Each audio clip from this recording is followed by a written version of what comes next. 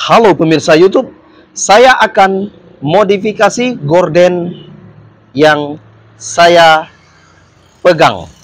Maka lihatlah cara membuat gorden ini sudah ada di playlist tutorial gorden. Silakan lihat. Dan saya akan membuat gorden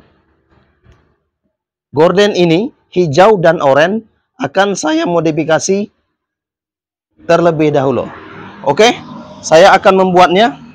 Lipatan gordennya akan saya buat dulu, maka nanti akan saya modifikasi dengan gorden ini. Oke, tetapi lihatlah dulu cara saya melipat gorden bagian bawah. Ini adalah gorden bawahnya. Lihatlah,